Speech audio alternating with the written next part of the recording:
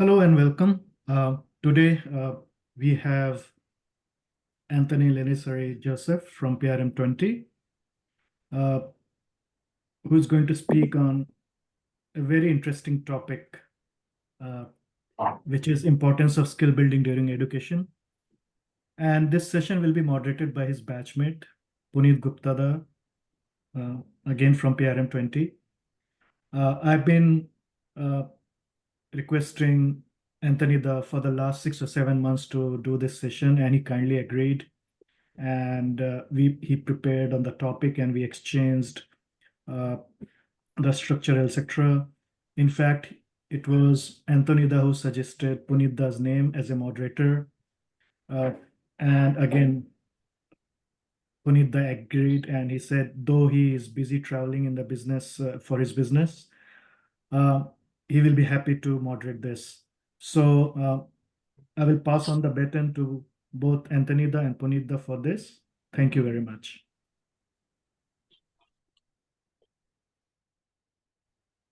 Ritesh, thank you so much. If you can all hear me loud and clear, I'm going to start quickly by talking a little bit. Are you able to hear me, Ritesh? Sorry, Yeah. I saw some gestures. Perfect. Okay. So I'm going to quickly introduce myself and then the main speaker of the day. So I'm Puneet. I'm from PRM 20. Began my career right out of IRMA, joined the education sector, something that Antony and I share a little bit about. And then at some stage decided to move on to work in the in the microfinance space. Very glad that Antony has continued to hold fort in this particular space. Very glad to be here to do this. Antony and I were not only batchmates, we did a lot of presentations together. Lots of our assignments happened together. So I've had the privilege of working with Antony very, very, very closely. And I think that also gives me a little bit of license to pull his leg here and there. Which I'm hoping that he will excuse. But without me wasting much of time, let me quickly introduce Antony to you. Antony joined IRMA from a very different background from most of us. I joined IRMA fresh out of college. Antony was already deep in the social space. He was working in Northeast, and he was working in a religious organization. He was actually training to be a priest at some stage. And I'm glad that he decided to focus his attention on saying that he could come to Burma and hold the beacon of working towards improvement of education in the country. Right out of campus, Antony joined the government, which was working in the area of education. He first started with the Madhya Pradesh government, and then from Madhya Pradesh government, he moved on to a UNICEF project. And then from there, he started to get into CSR. And there he's worked with multiple corporate social responsibility.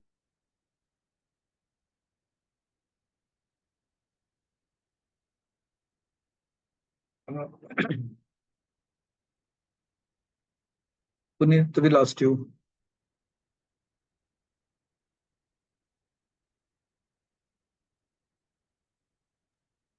Organizations and has been used for various organizations. He moved to Sterlite, where he currently is.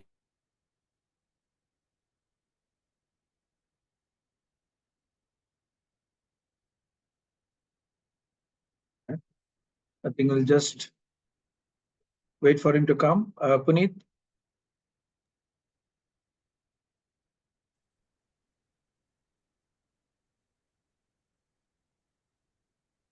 Puneet is in Nairobi. So, so maybe while he's coming in back with the connection, maybe I will just start off. Yes, it's a pleasure to always come back to your alumni and have interaction with your colleagues, and I'm happy to see my other PRM 20 batchmates as well here. And always, it's always a pleasure to be an IRMAn, called as an IRMAN. It has its lot of advantages, lot of strength with it. People look at us as somebody different when you say, okay, you are IRMAN. And I'm really happy that Ritesh was able to invite me for this particular talk. And more especially, Puneet agreed to it. In fact, Puneet, are you back? Yes, I'm back. Apologies. Okay. In fact, I need to tell that before he start pulling my leg, I need to start pulling his leg a bit. In fact, he's the one who was educating me in IRMA, especially in the finance part of it. Because for me, the finance part, there was no asset and liability; both were liability for me, asset. So he was the one of the educator for us, and he was known as finance whiz kid in our batch. So I used to always get his help, and I'm happy that I'm continuing in the education part of it. Puneet, yes, over to you.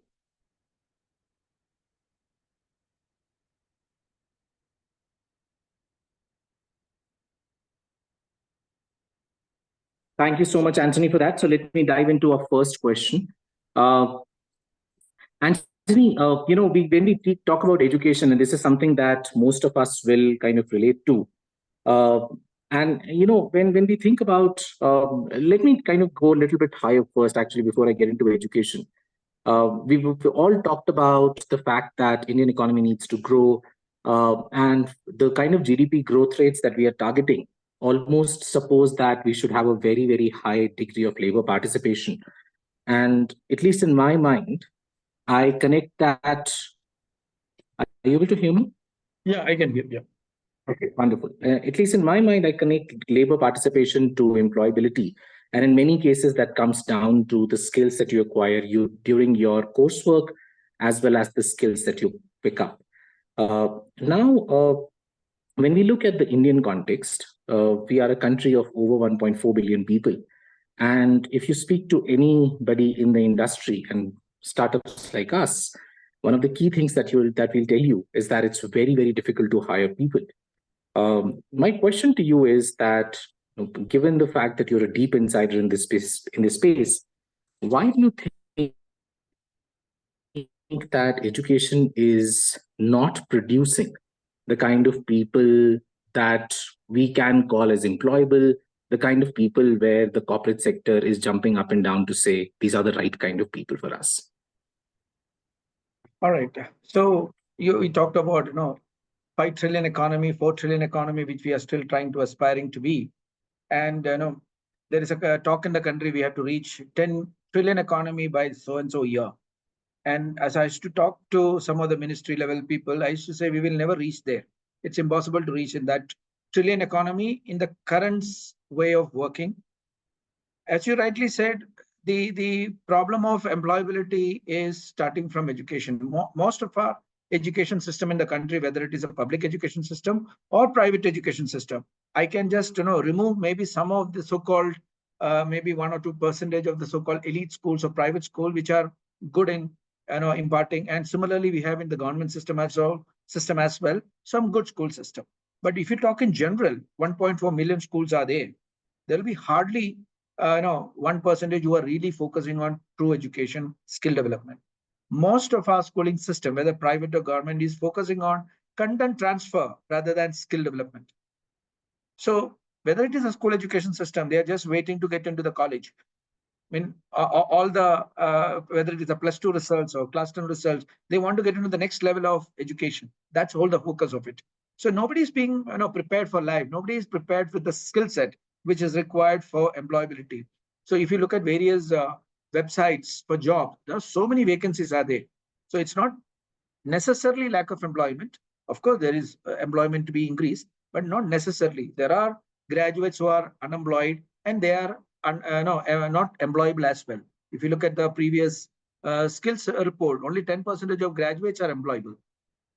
No, hardly 40%, 50 to 60% of MBAs and engineers are employable. So everything boils down to what are we educating? Are we just content transferring, or are we also preparing them for life with skills? So that's where the problem is.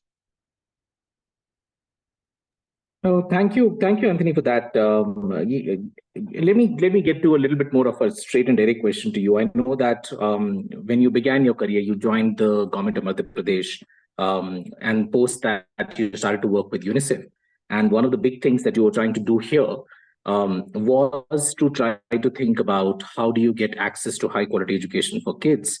Can you tell us a little bit about the kind of work that you were doing at that point of time? And how does this kind of fit into the challenges that you were raising of saying, how do you get how do you get children to become more employable over a period of time? So in 2001, when we joined Madhya Pradesh government as part of Sarva Shiksha Abhiyan, that was the time when it just started talking about universal access for education. At least primary education was almost completed by 2000, which was called as DPP, District Primary Education Program. Then they graduated to Sarva Shiksha Abhiyan, which is for up to class 8. But the whole focus of the government system in general has been to give access to education, not access to quality education. So there has been schools being built, every 1 kilometer radius. Teachers have been, enrolled.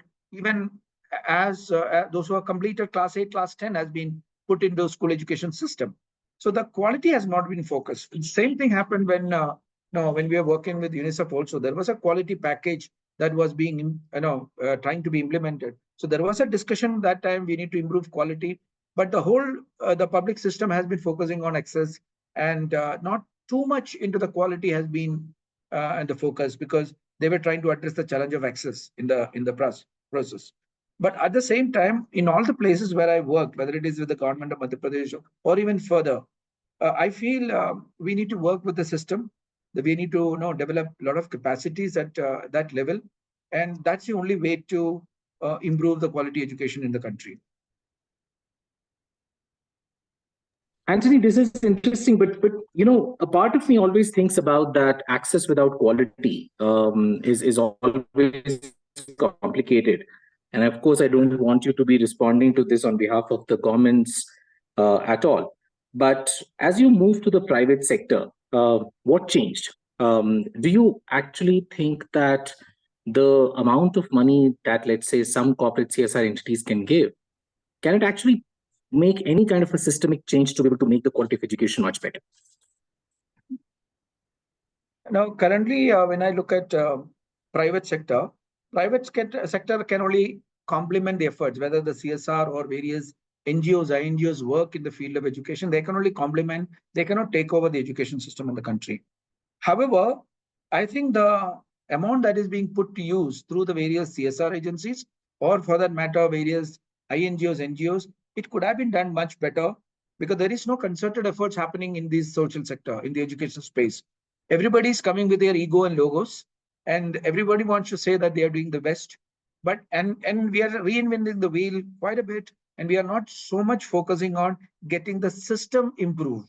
So everybody wants to, they have, I know many of the corporate agencies or NGOs supporting 100 schools, 200 schools, and they will talk about so many students they have reached, so many teachers they have reached, but nobody will talk about how many students have changed, how many teachers have changed. So the outcome and the impact is very, very little talked about in the education sector currently. And I think whether in the private sector or even for that NGO sector in general, they can push this particular outcome focus, which will help in improving the quality of education rather than giving access. If you notice, in the 90s, in the 80s, quality of education was decent. It was not bad, but the number of schools were less. Teachers were much better.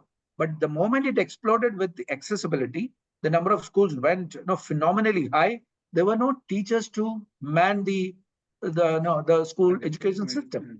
So that's where I think. Antony, just a second. I think Antony, just a second. I think somebody's not on mute.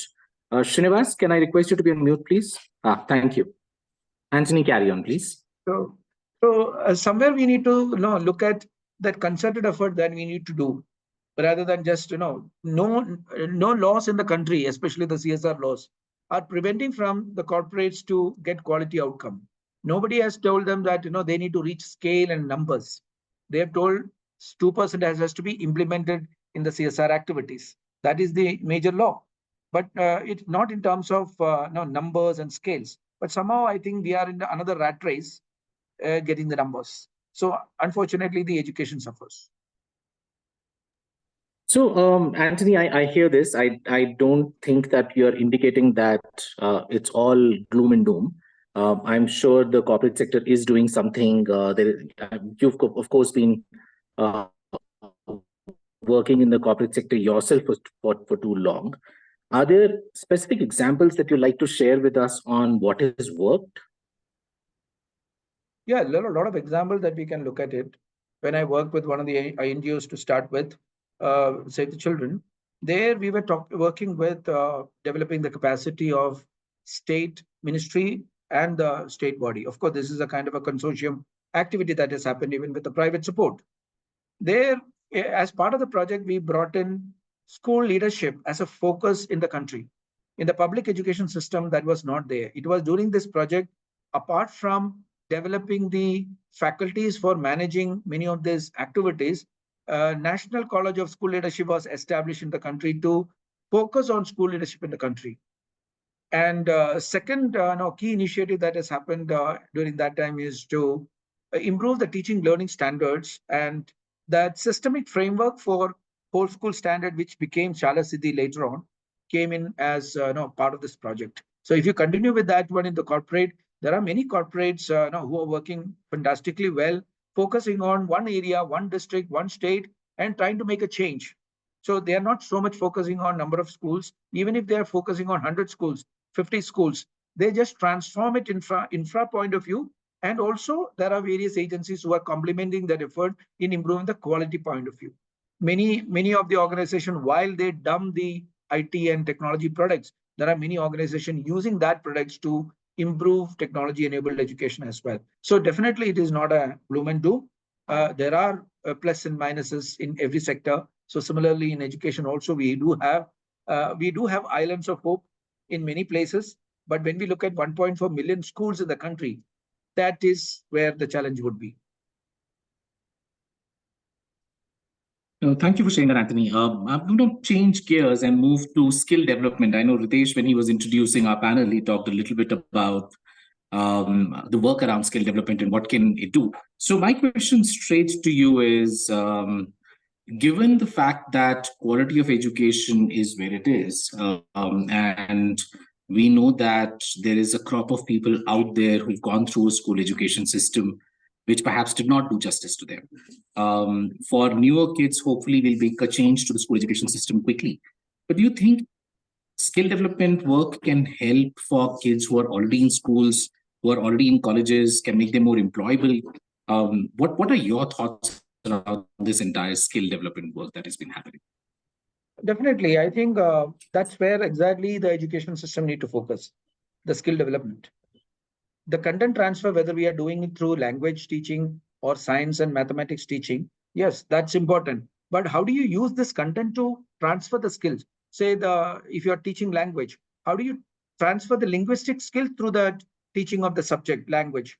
Similarly, any other subject, how are we improving their critical thinking, problem solving, decision making? These are the various employability skills that many people speak about these days. This can be easily managed in the current scenario with the current curriculum, but the transaction of the curriculum need to be changed. In fact, I wouldn't advocate that the whole curriculum need to be changed because it's not working. The problem is not with the curriculum, problem is with the transaction of the curriculum. How is the teacher transacting in a day-to-day basis and transferring the skills to the students? That is where the challenge is. So multiply with when you go to the graduation after 12 years of schooling education, students are going to graduation. So they are not going to gain in the 3 years or 5 years. The skills that are required should have been developed in the first 10 to 12 years. So skill development is the way forward. I'm happy that NEP 2020, which is the National Education Policy, which was enacted in 2020, has started focusing on it. There's a lot of talk around in the country in various forums that how we need to focus on the skills, but at the same time, how much it is getting into the grassroots. That is where we will be able to get the geographical dividend that we talk about so many years.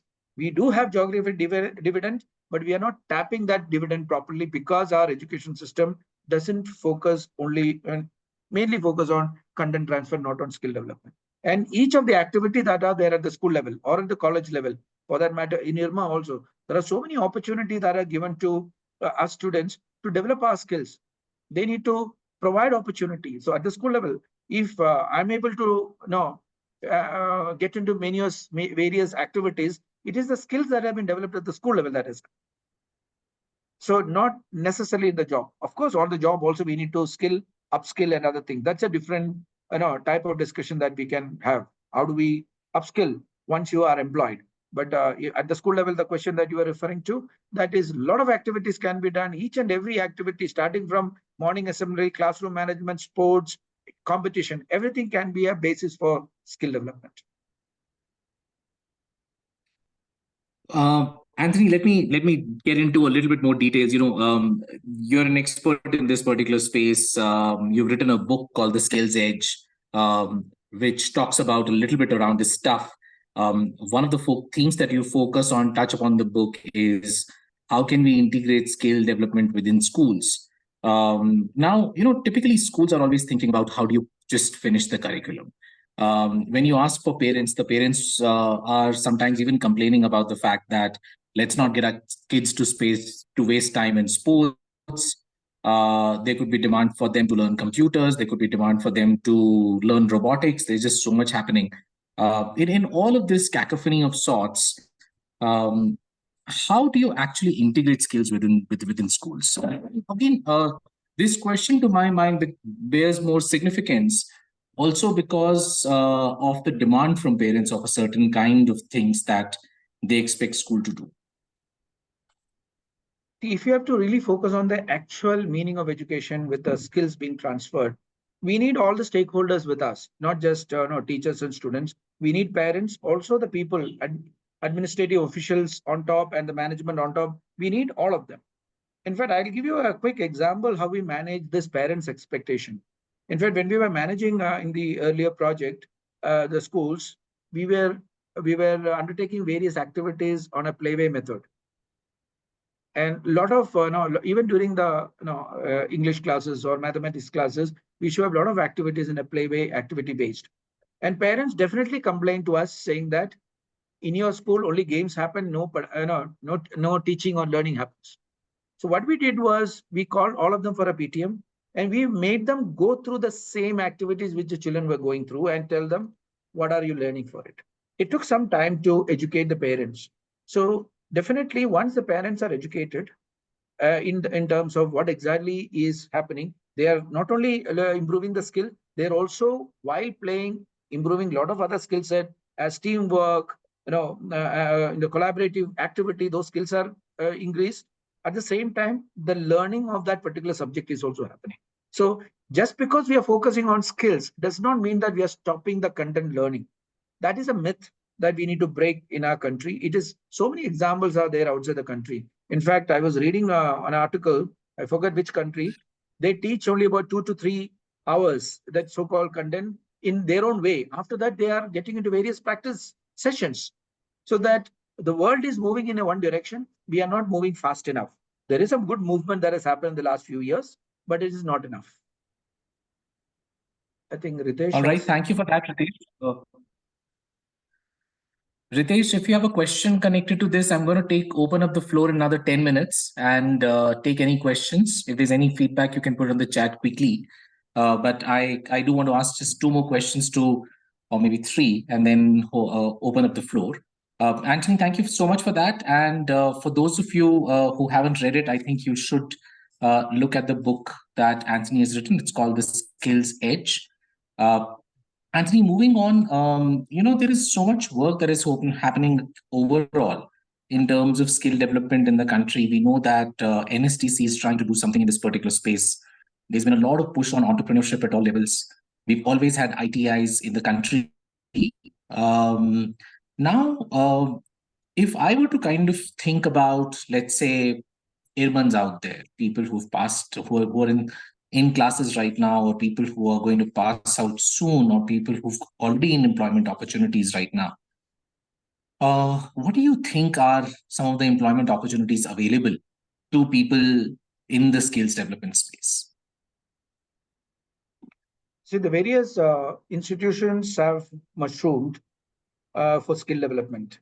So we need to look at 2 aspects of skill development. One is what we call as life skill which is general, 21st century skill, as they say.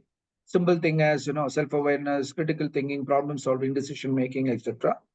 But there is another set, what we call as vocational skills, which is the main focus of ITIs and NSDCs. But as you see, quote unquote, as many people say, just in the beginning, NSDC came out with a big with pomp and show, but gradually now it is losing its charm because the number of people who are being developed, not necessarily with the same skill set. They may know how to repair things in terms of ITIs. Earlier, ITIs also was taking place, but there are a lot of other type of job opening that is coming in. So vocational skills, you can join in many of these things and get into. But there are so many other agencies like Dale Carnegie, Microsoft, Google, Goovi, Mount Black. There are so many startup opportunities are there. At the same time, many of these agencies are also training the soft skill part of it. There are various opportunities. If any of the IRMANs are interested in soft skill development, there is a whole lot of requirement for good trainers, good professionals in this scenario. And if I can, talk about the 7 habits, the Stephen Covey, their group, they are asking for so many people who are wanting to, they want to recruit into the skill development space. One of the activities that they do is skill development, and they are fantastic training group. And Dale Carnegie is another one, right? Management Group is another one, and another two, three agencies that we talked about earlier. Goovi, it's a startup at the same time. A lot of opportunity for training them and in various skill set, coding and various aspects are there. So there are so many opportunities in the skill development sector that is available for us IRMANs. And one of the advantage with us IRMANs is we get into the rural marketing and rural understanding little better compared to other colleges. So many of these things, it's a plus point for us as IRMANs. No, that's awesome. I'm very glad that you took 2 names, Goovi and Mount Blue. Goovi shares their office space with us in IIT Madras Research Park in Chennai, and they were recently acquired by HCL. Such an amazing journey of what they've been able to do. And I think they're trying to do something which is record-breaking in terms of skill development work. And Mount Blue, of course, produces some exceptional engineers. So that's one wonderful to hear. Let me get to one of those questions, Antony, that many people have, which is that there are so many jobs out there at IRMA. If I were to join this kind of a sector, it sounds like a not-for-profit job. Am I going to make enough money if I were to choose this as a career opportunity? In my days, when we were at IRMA, IRMA was open only to a certain kind of a designated sector, and compensations were in a certain range. Today, compensations have opened up dramatically. So do you think this is a worthwhile area for people to even explore? I think this non-profit sector in general, it is not good paymasters. It is almost a myth at this time, I would say. There are various organizations. It all depends on which is the type of agencies that you are looking at. There are various, what I would call it as corporate foundations, INGOs, NGOs, UN bilateral agencies, government sector, and there are some grassroots NGOs. If you're talking about grassroots NGOs, yes, the salaries and other remuneration are still to catch up with the corporate foundation. But because of this corporate foundation, many foundations which are there, and INGOs and NGOs, big NGOs which are there, I don't think salary is a problem. It's a problem as such. But at the same time, that we can look at is what is the type of experience and the understanding and the skill set that is required in the non-profit sector. In the beginning, first 1 or 2 years, you have to be a little patient. Those of you who have got good grassroots experience, it is much easier to jump the ladder first, because grassroots experience matters in this particular sector, because you cannot work without knowing what is the sector. So definitely IRMA gives us that rural understanding a bit more. But at the same time, Gates Foundation, Asim Premji Foundation, Bharati Foundation, Sterlite India Foundation, they're all giving good salaries. So much so that I can tell you that there are many people after spending 5-10 years in the corporate, they are moving to the foundations and non-profit sector, because they realize for meaningful work, you need to work in various non-profit sector rather than just in the profit sector. So I can see there's a kind of, people talk about brain drain, from India people moving out, and there is a reverse migration. So here I can see there are many people initially going to the corporate, and there's a migration coming to the non-profit segment as such. So I don't think no, it's a myth actually. It is not. It's not a good paymaster at all. There's a good salary, good perks. No, even for the travel, city travel, or no external travel that is available, and very good opportunities for growth as well. So just like any other corporate companies, even even NGOs and non-profit sector, they have started working like a corporate. So all the perks and all the things have also migrated into the non-profit sector.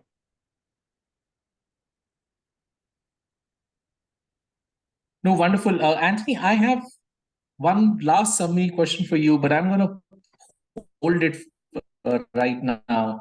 Let me open the floor to people if they have any questions first. And once we've kind of taken them, I'm going to come back to you with a little bit of a roundup of our discussion.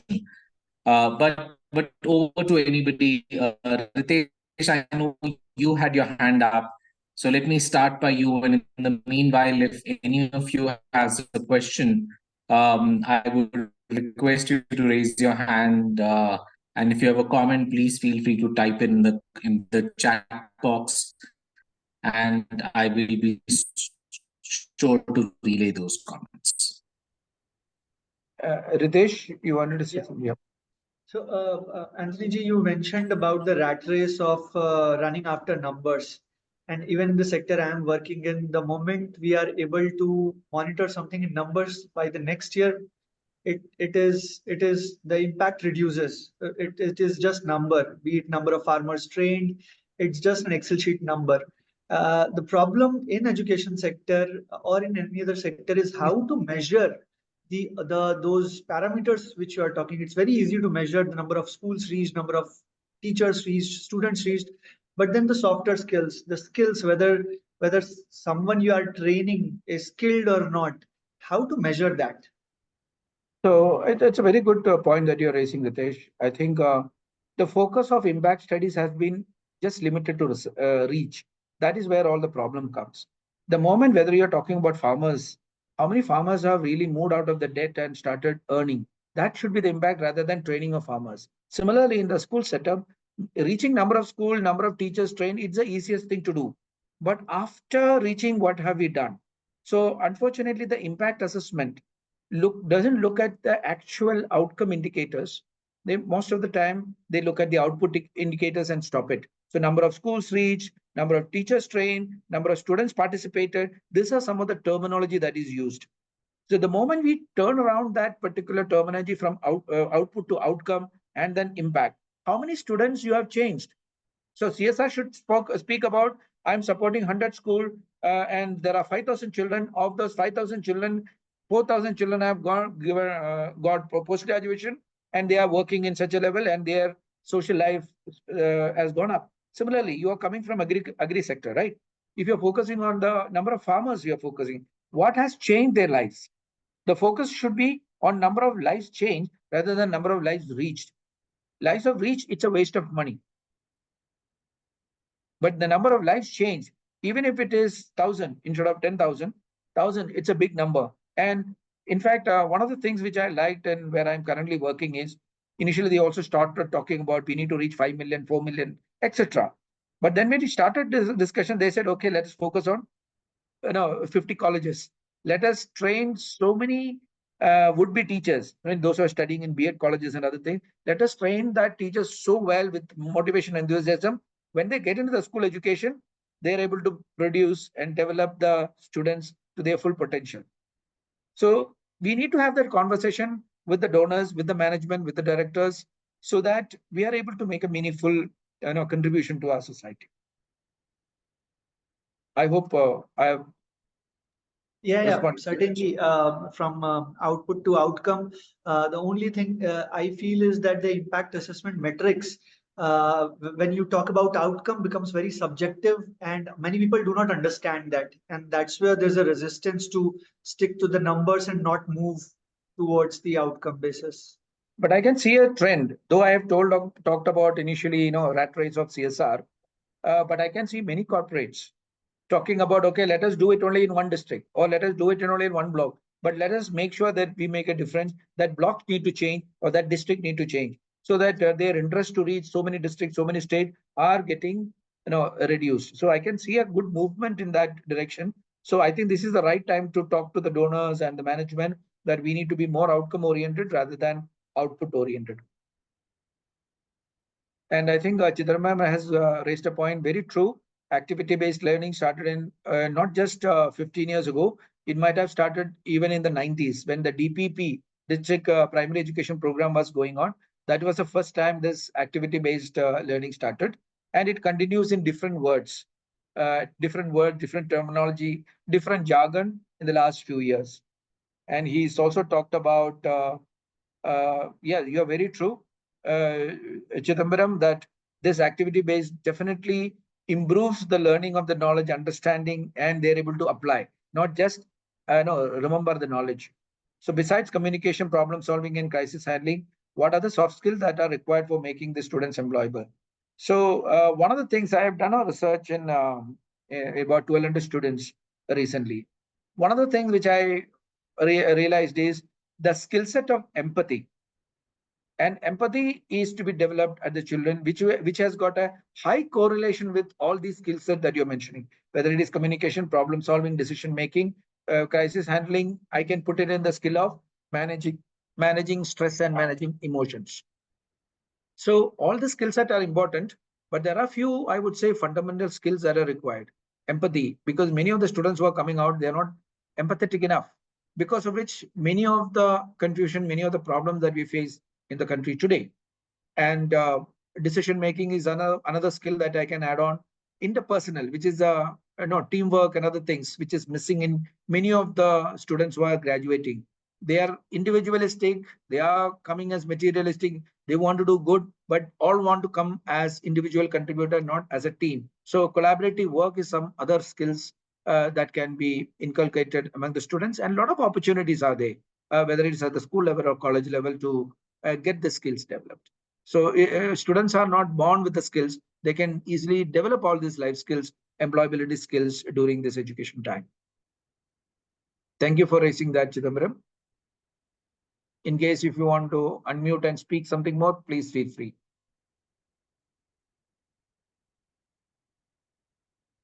Hello.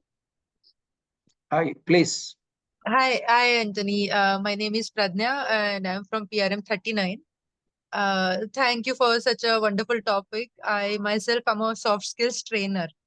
Okay, and yeah, so this topic is very close to my heart. So just now you talked about empathy and decision making. Now I know, I understand that these skills are important.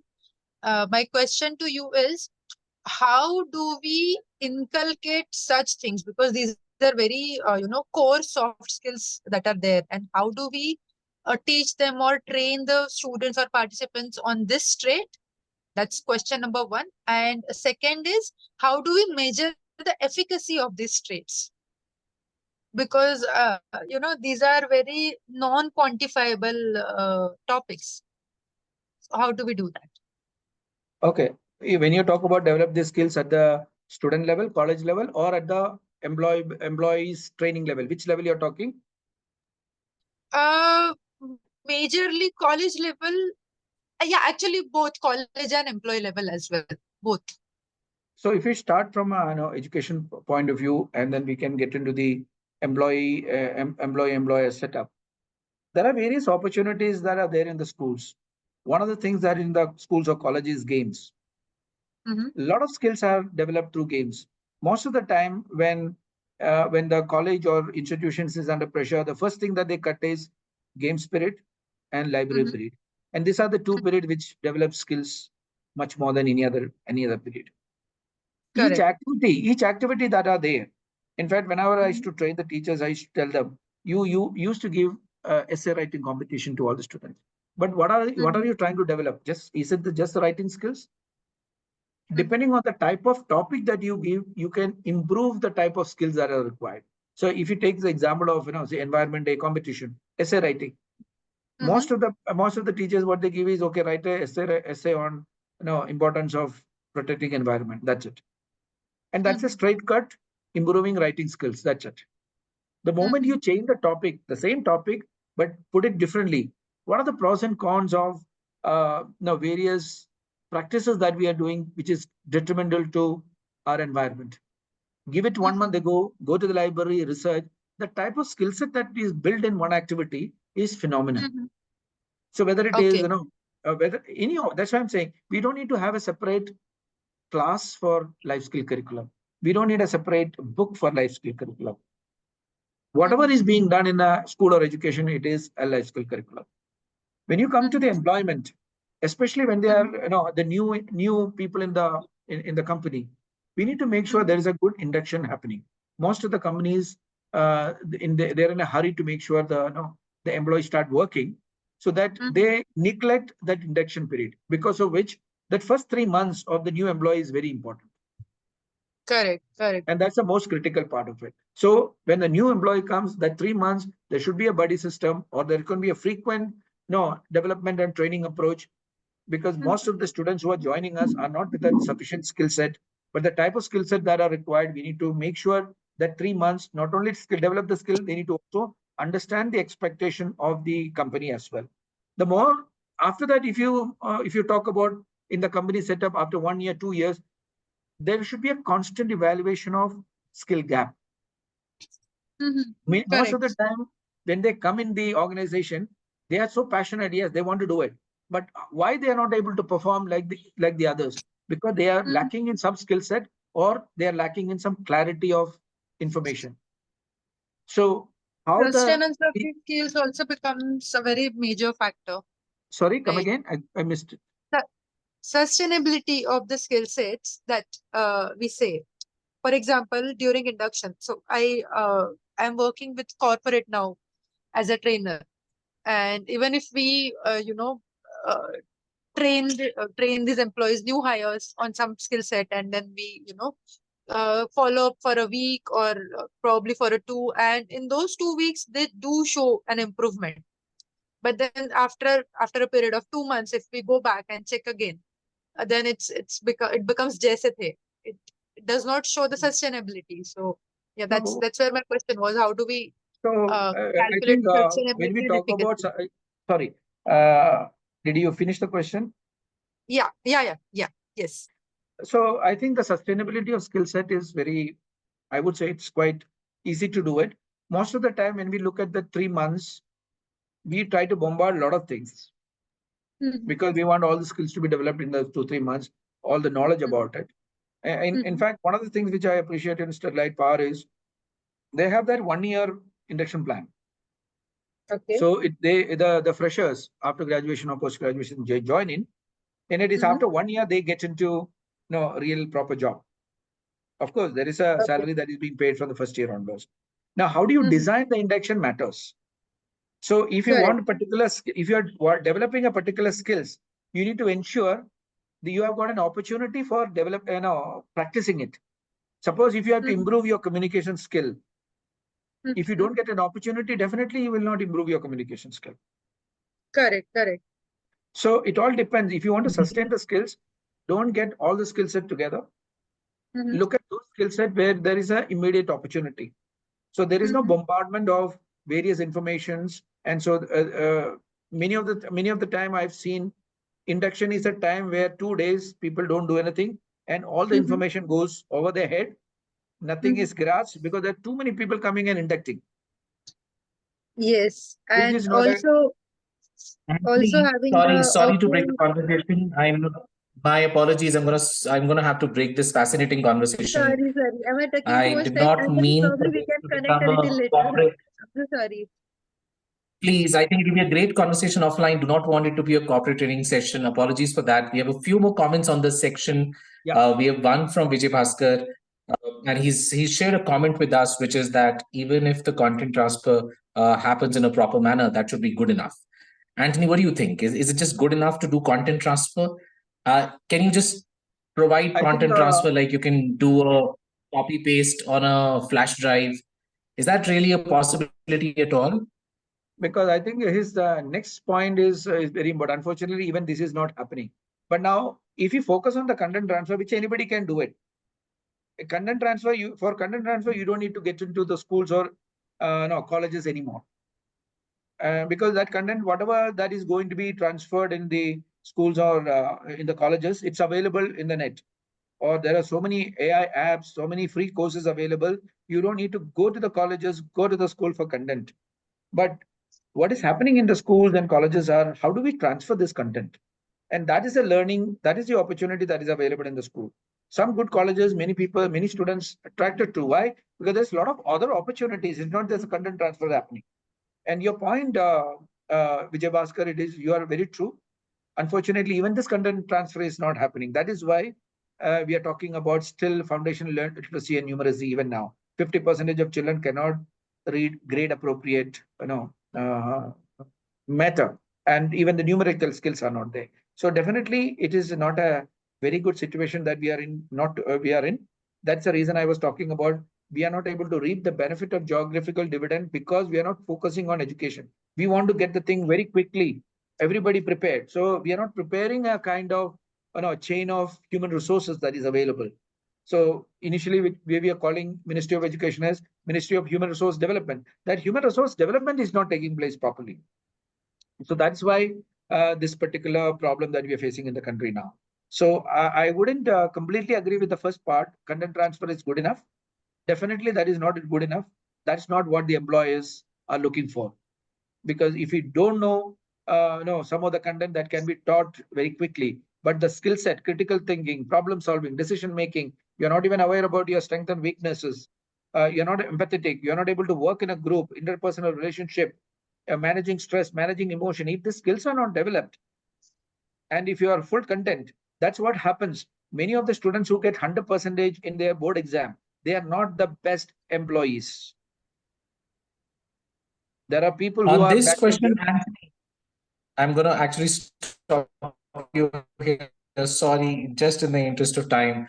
We have a very connected question actually from Nidhi, which is to my mind a bouncer, but I don't know how are you going to take it. Which is she's basically saying that yes, there is you're kind of speaking about everything here, but what vocational skill do you think that she should impart to her son? So when you talk about vocational skill, there are many people first think about carpentry, mechanics, plumbing, electrician. These are the various so-called vocational skills come into the picture of many of the career guidance people. But there are so many other vocational skills that are coming in. Coding is coming in a big way. You need not be a science graduate to get into a coding. And data analyst, you need not be a science graduate to get into a data analyst program. So these are all coming now into a vocational program point of view. That's why even National Education Policy 2020 is focusing on vocational skill. AI is part of it now as part of vocational skill. So I would say, Nidhi, it depends on what is the interest of your son. I will always ask that way. It's very easy for me to recommend these are the various skill set. But what is his interest? What is his skill set that is required? It will show a leaning towards particular vocation. So if the type of skill set tell you, okay, you want to get into this profession or that profession or this profession. If I don't have the basic patience to listen, I can't become a doctor. Though I may have got 100% in math, physics, chemistry, biology. Because one of the things that is required for a good doctor to be a good doctor is patient. You need to listen to the patient. So, Nidhi, there are so many vocational skills that are there. We can always chat later, but it all depends on what is your son's interest. Thanks, Antony.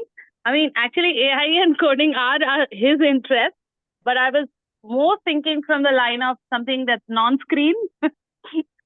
And no, unfortunately, you cannot do away with that because the screen is here to stay. As I used to tell the teachers, teachers cannot be replaced, but teachers who cannot manage technology will definitely be replaced very soon. Correct. Very soon. So technology is part and parcel of life. So unfortunately, you have to manage with that screen time.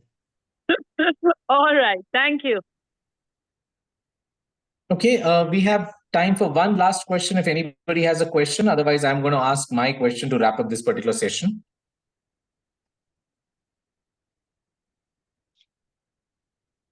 Okay, Anthony, looks like I have the privilege of asking you the last question. So, Yes. Anthony, I don't have a very large or a very piercing question. I just wanted to quickly check with you if there are any parting words that you like to share, any words of advice for people who are here, people who are parents, or for the batch which is currently going through IRMA, or for all of us, whether you're a youngster or whether you kind of have spent time enough to start to think about retirement like people like me. Is there any kind of last words that you want to kind of share with all of us? Yeah, in fact, one of the point that I would like to reiterate, I know that non-profit sector doesn't pay. It's a myth now. Earlier, yes, it was true compared to corporate. But of course, it may not be as comparable to corporate, but it is much, much better than earlier non-profit was there. But if you want to succeed in this non-profit sector, definitely IRMA is giving us a kind of good push in terms of understanding of rural area. And key to be successful in this particular sector is you need to have some grassroots experience. It helps. So especially those parents who are here, or if there are any students who are there, you need to get into initial first 2 or 3 years into some grassroots experience. After that, your growth will be not just arithmetic progression; it will be geometrical progression. Because what employees are looking for is those people, those professionals who are good at execution, good at understanding of the situation, field situation, so that grassroots experience that happens, those who are developed with this thinking skills. So there are various activities that goes in the school. If there are parents here out here for their kids who are in the school, there are various activities that are there. Let them take part. Let them not stop them, because these are some of the ways in which they will develop the skills. Yes, the marks are important. We need to get, I don't know, 90% and 95% in the board exam. It is important, but that's not the only thing in life. Because with the 95%, I have seen so many students, 99.99% are struggling for work. They're not able to get it. They have also got into a good institution. In fact, one of the professors in Delhi University made this statement: we take the best of teachers and make them worst when they go out of graduation. Because why does he say best? 99%, 99.9% get into the university, but when they go out not as the best students, because the type of students who are coming into the colleges are not so much appreciable. Is IRMA doing anything on developing soft skills? I think there are various opportunities are given in IRMA, at least during our time, whether it is, Puneet, what was the name of the, no, the festival that used to have? I forgot. I think age is catching up. Yatra, age is catching up. I am going to retire very soon, Puneet. So Yatra, there's a various activity that are there. That are the things that is going to develop, managing stress, managing emotion, interpersonal relationship, critical thinking. It helps. There are various leadership opportunities that are available in IRMA. There are various activity that goes in. Even when you're looking at the field work, the empty assignments that are part of the system. Field work should be to understand the particular grassroots in a big way. I know that in some of during our time, I don't know how it's happening now. Some of us used to, what do you say, no, try to do it quickly, whatever the field experience, and trying to finish it out. But I think those 2 months are very, very precious for IRMANs. They need to be fully into the village experience. That's where it helps. In fact, in my earlier project, the corporate used to send all their induction new people for 10 days in our rural education system. They used to be in the village, sitting there with them, trying to understand, go to the community. So yeah, definitely IRMA is giving us various opportunity. Only thing is, many of us sometimes keep back, thinking that we might make mistake in the public on the stage. There are so many opportunities given in IRMA to come up on the stage and speak or sing, dance. A lot of opportunities are there. Skills are not just in a life skill class. That is something, again, another myth that we need to destroy. Skills cannot happen in one classroom setting. That is my experience. That has been the moment you take it outside the classroom, the development is faster. So coming back to Puneet, my parting message would be non-profit sector is a fantastic sector. I have enjoyed myself in the last almost 3 decades now, 27 years. I have really enjoyed being in the sector. I don't have any regrets for being in the sector. And if any of you or your kids who are getting into the non-profit sector, definitely there is a good opportunity available there. There are various, philanthropy is becoming a center stage. There are various corporate, I think this year, the corporate expenditure in CSR would be touching around 30,000 crores. It's no more, few lakhs that is coming in. And this number is going to grow. If the economy is going to grow, this amount is going to grow phenomenally. So all this amount is going into the non-profit sector, various NGOs, INGOs, corporate foundations. So there is no dearth of, I would say, that those who go into this field, they cannot lead a good life. No, quality of life that we are leading as a non-profit sector professionals are good. In fact, when some of my colleagues talk about, they say non-profit sector is better in terms of quality because it is no more a charity part. We are doing something meaningful for the society to improve the society, and you are also getting paid for it. And many of the corporates, what do is during their Saturday, Sunday, they go and do some kind of charity work to satisfy themselves. So for which, of course, they are not getting paid for it. They do the volunteering session. So there are a lot of opportunities, a lot of options available, and things are getting specialized. Even what we talk about VR, AR, it is also required in the social sector. A lot of simulations are required in the social sector. In fact, I'm talking to one of the agencies in US. How do we give a simulation to a teacher in the classroom? So they have developed a kind of actual classroom demo. So through that, we are set up, they can do a kind of a teaching practice before going to the classroom itself. So world is progressing so much. If there are many of your children or IRMANs who are interested in technology, there's a lot of opportunities available in the social sector. Social entrepreneurship is taking in a big scale.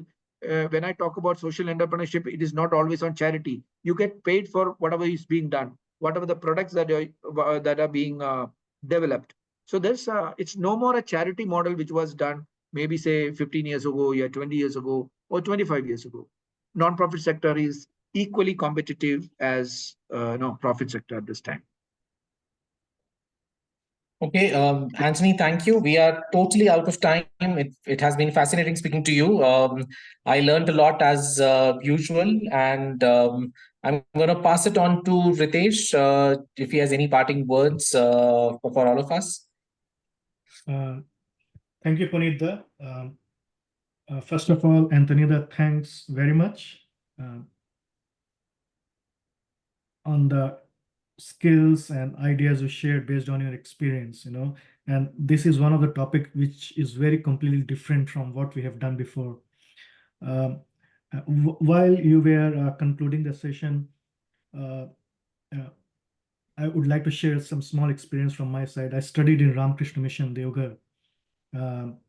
It was a boarding school from class 6 to high school. And you were sharing that empathy and skills, So every part of our routine, whether we had to wake up at 5 o'clock, do our evolutions, go to the local temple, and everyone had duties, right from cleaning the toilets to the sports. We had sports minister. We had, if there was any festival, whether it was, Saraswati Puja or whether it was Christmas, somebody had to collect flowers from the local garden, make flowers, decorate the temple. After that, we had whole session of cultural events, which, included singing. We had sports, we had gymnastics, and we also had robotics lab. So all these activities, formed a inherent part of our life. So it was not only classroom teaching of science or maths or English. Each and every activity we were involved as a team, involved as a colleague. So there are certain schools, I'm lucky to be part of that system, which taught me all this. And also one of my juniors from that school, you were talking about soft skill. He has a startup called Vyakta. It's based in Bangalore. What he does through artificial intelligence now, teaches people, college students or people who have just joined the job, how to talk, whether it's a business talk or something to do which is not business. For example, you're going to speak in a marriage, you have to of your friend. So he teaches, and his clients include right from corporates to single individuals. So there are so many things, you're right, which can be done in the skills part. So it was very interesting to hear from you, and thanks for your time. I will move on to Punitda. Punitda, you are in Kenya or I think Namibia somewhere, but you took the pain of moderating this session. Thanks very much. And coming to the audience, thanks very much for listening to this and asking questions and getting involved in this talk, especially on a weekend. So what we will do, because this session is recorded, we will put it on the YouTube, Antony, and sometimes it happens that many alumni, they see the video and they ask me for the contact details of the speaker. If they reach out to me or reach out to you, please assist them in their queries or guide them. That would be very kind of you. With that note, I wish you a good weekend and enjoy your day. Thank you. Yeah, thank you. Thank you very much. It has been a pleasure. Thank you, Puneet, for putting structure to the whole discussion. And thank you to wonderful audience, Chidambaram Nidhi, Vijay Bhaskar, and all those who had asked questions. That made the discussion more livelier. And thanks once again, Ritesh and Puneet. Thank you. Thank you. It was an absolute pleasure. Everybody have a good evening. Have a good weekend. Thank you. Take care. Bye-bye. Bye-bye.